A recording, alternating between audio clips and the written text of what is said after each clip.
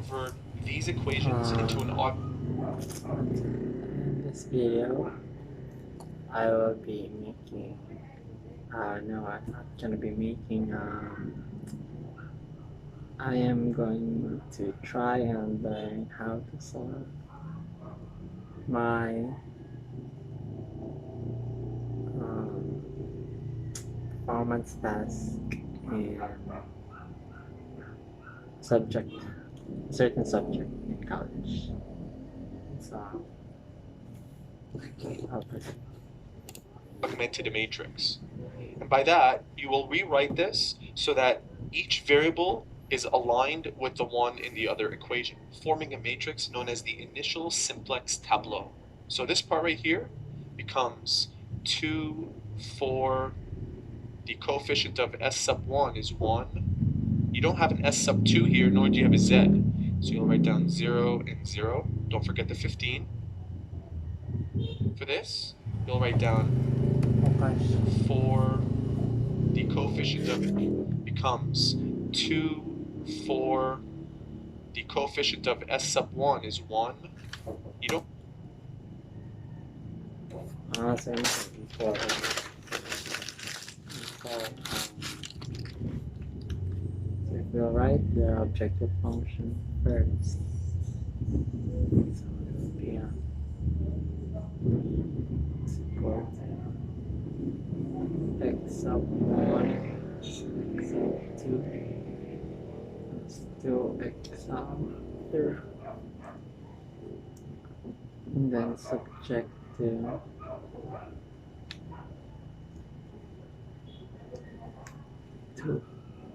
2x sub 1 plus 2x sub 2, and then less than or equal to a, and then x sub 3 is less than or equal to 5, and then x sub 1, x sub 2, x sub 3 is greater than or equal to 0. So these are the constraints. And so, based on what he said, then I should first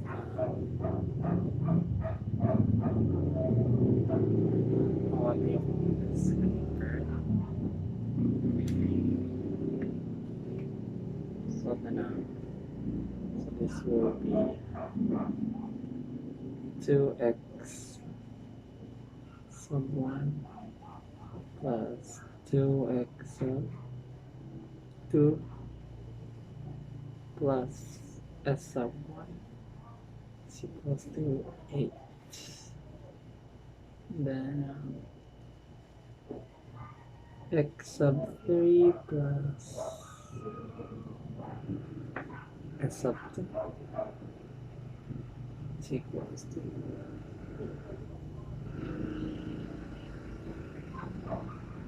5, and then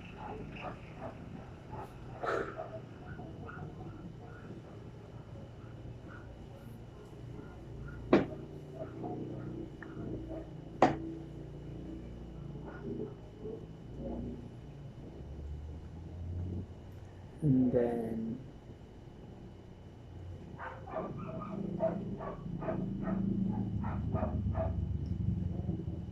why is it?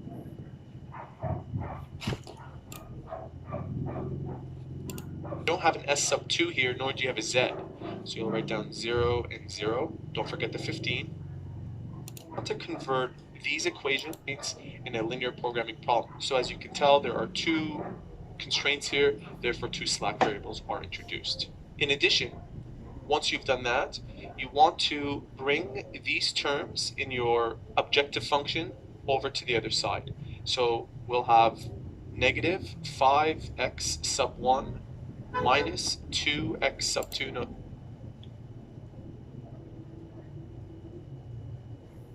Negative x sub 1 plus x sub 2 minus minus 2x sub 3 equals to 0. Notice that I'm bringing these over. Plus z is equal to 0. At this point, you want to convert these equations into an augmented matrix. And by that, you will rewrite this so that each variable is aligned with the one in the other equation, forming a matrix known as the initial simplex tableau. So this part right here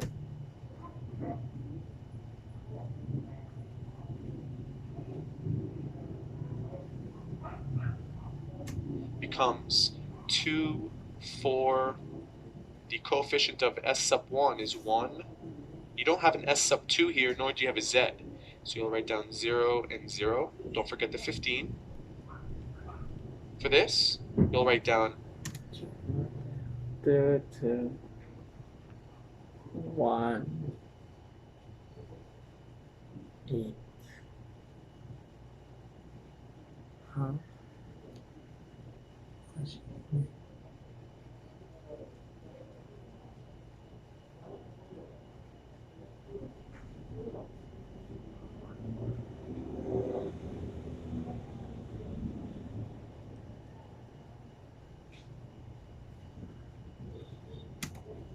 3, 1, no s sub 1 here, so it's a 0.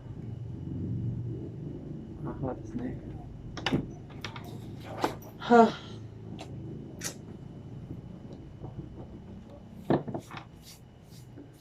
It should be x sub 1, x sub 2, x sub 3. And then s sub 1, s sub 2.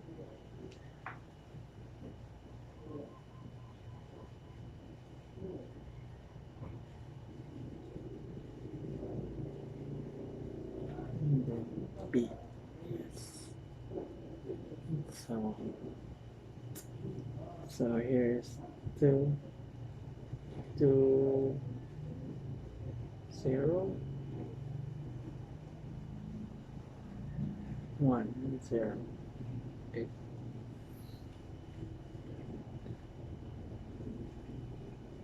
Zero, 0, 1, s sub 2, 1, and 5. 1, 0, and 10. And For this equation, negative 5, negative 1, 1,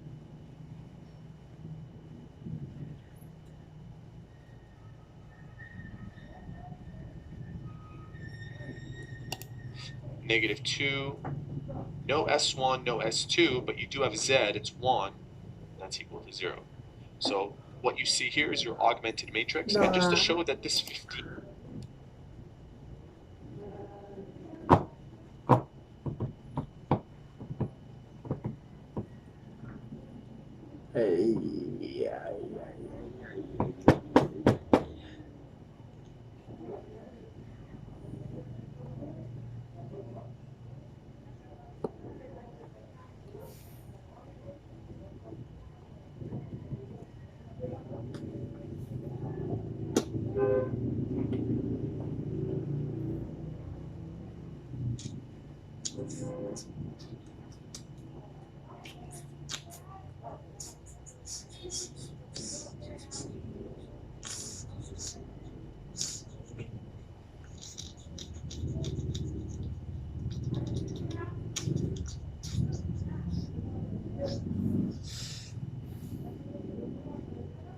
x sub 2, x sub 3.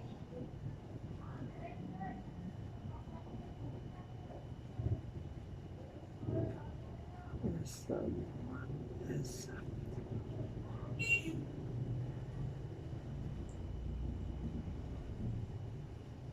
D.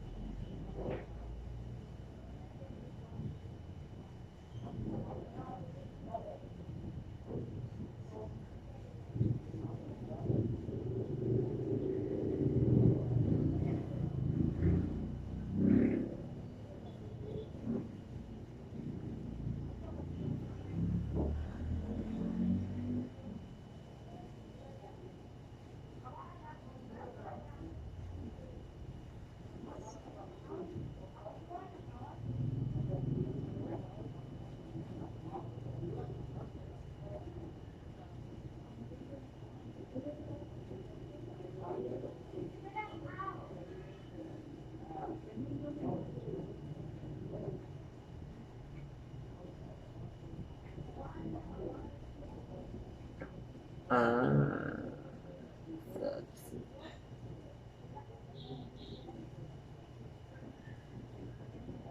wait.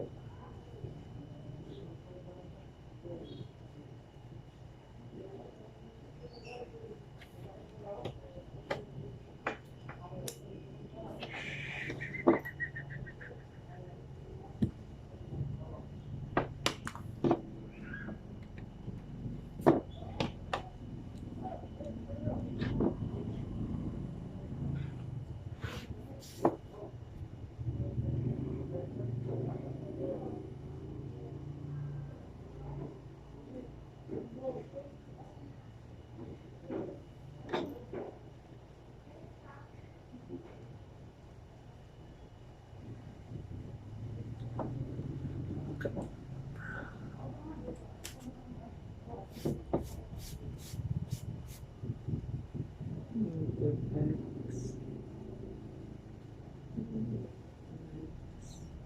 two minus 2x of 3 plus p minus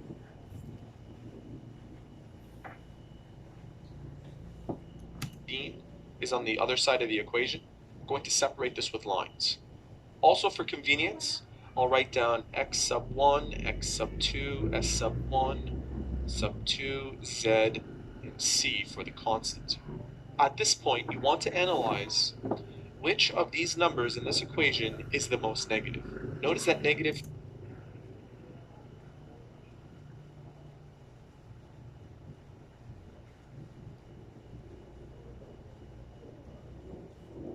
5 is the most negative, so we'll call negative 5 our indicator.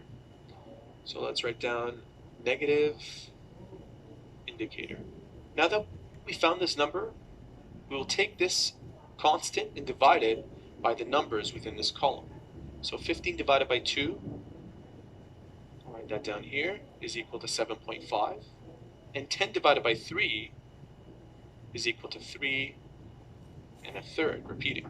Of these two numbers, 3.3 is the smaller, and what that tells us is that this number right here will remain as 3, whereas this 2 and this negative 5 will be made into zeros via matrix row operations. The number 3 is set to be the pivot, so we'll use equation 2 to change rows 1 and row 3. So we have to figure out a way to make this 2 and this negative 5 into zeros. Let's go ahead and do that.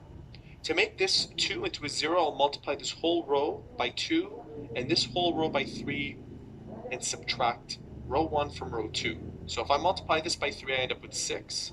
That becomes a 6. 6 minus 6 is equal to 0. Let's try the next one. This times 2 is equal to 2. And that times 3 is equal to 12. 2 minus 12 is negative 10. This times 2 is 0. Minus 3 is negative 3. This becomes a 2 minus 0. That's a 2. And these remain as zeros. 10 times 2 is 20. Minus 45 is equal to negative 25.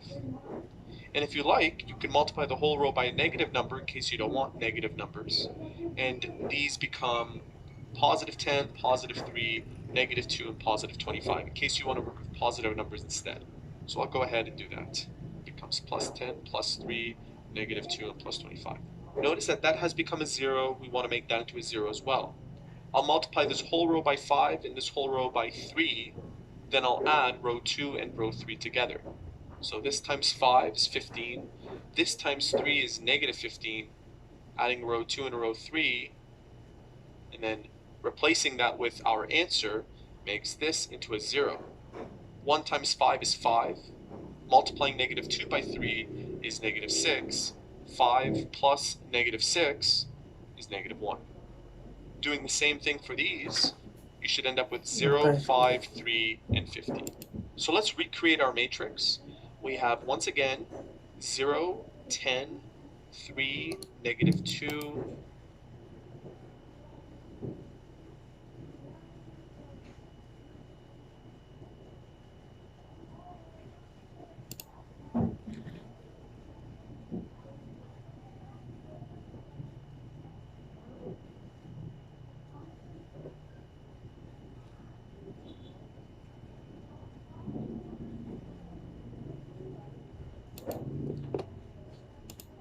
0 and 25.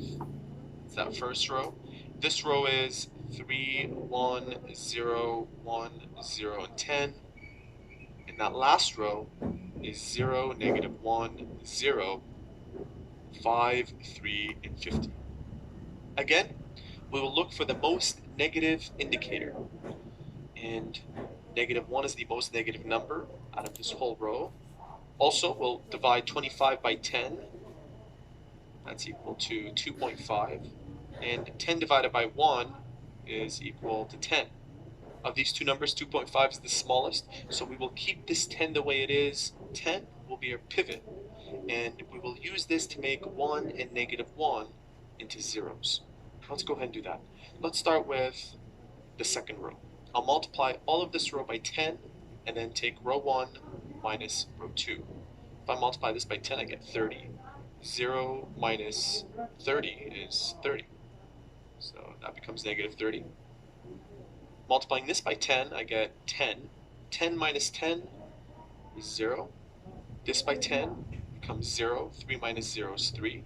1 times negative 10 is negative 10. Minus 2, that's negative 12. Still 0. Negative 10 times 10 is negative 100. 25 plus negative 100 is negative 75. I'm going to multiply this whole row by negative 1 to make things positive. So now we have positive 30, negative 3, positive 12, and positive 75. Once again, I'm going to use 10 to make this number now into a 0. I can do that by multiplying this whole thing by 10, that whole row, and then adding row 1 and row 3. We don't have to worry about zeros, but here, negative 1 times 10 is negative 10. Adding 10 plus negative 10 is 0. Over here, multiplying that by 10 is 0. 3 plus 0 is 3. That becomes 48. Multiplying this by 10 is 30 plus 0. Multiplying that by 10 is 500 plus 25 is 525, giving us a new augmented matrix that looks like this. Take a look. Notice that this column has 2 zeros and a number. That's one of our variables. Over here we can find one of our variables, and so can we over here. This column represents x sub 1, so I'll write down 30. X sub 1 is equal to 75. For this, I'll write down 10 x sub 2. It's the x sub 2 column. That's equal to 25 because it's in the same row. And over here, that's our z column, so we have 30z is equal to 525.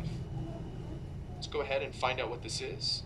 75 divided by 30 should give you 2.5, so x sub 1 is 2.5. Dividing these two, x sub 2 should give you also 2.5. Dividing these two should give you 17 and a half.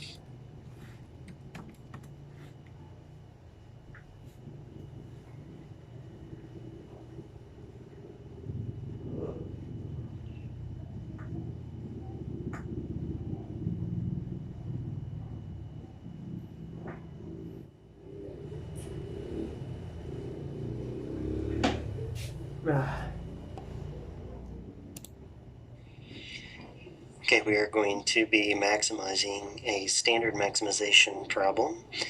And we know it's standard maximization because as we look at the linear constraints,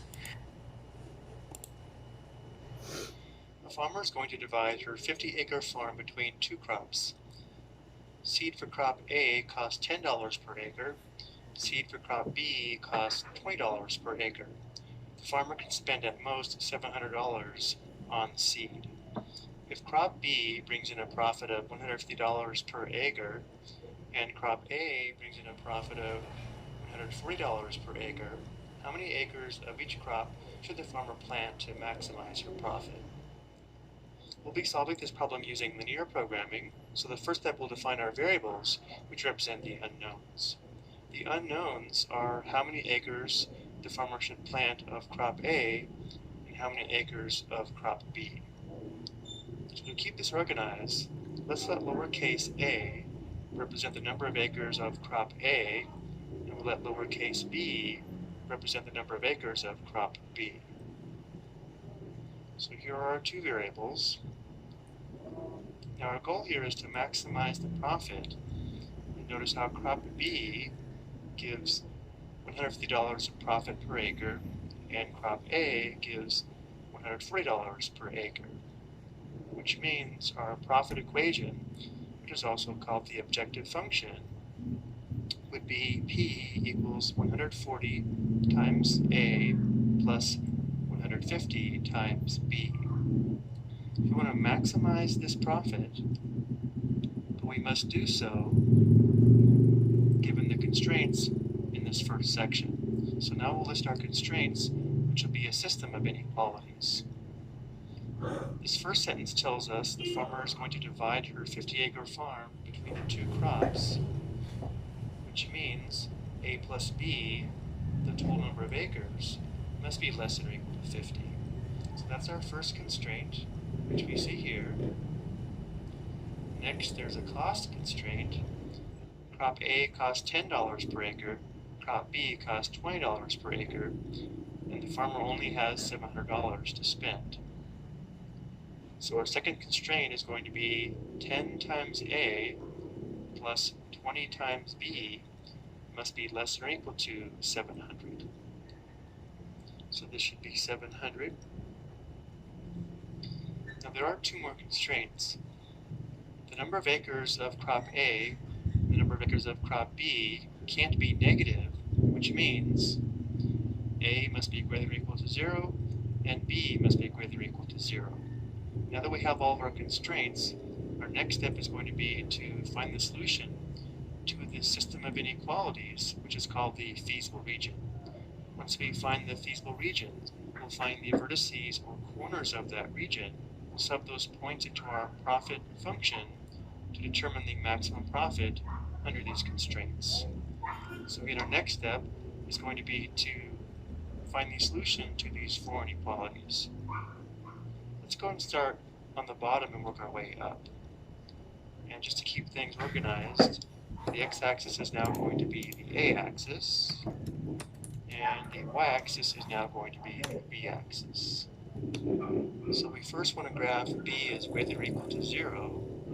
To do that, we'll first graph b equals 0, which would be a horizontal line passing through the b-axis at 0, which is actually the a-axis here. And our inequality is b is greater than or equal to 0, so we would shade above this line. To negate the shading though, I'm just going to use arrows in this direction. Using arrows instead of shading might make it easier to interpret the region, which is our solution, which would be the region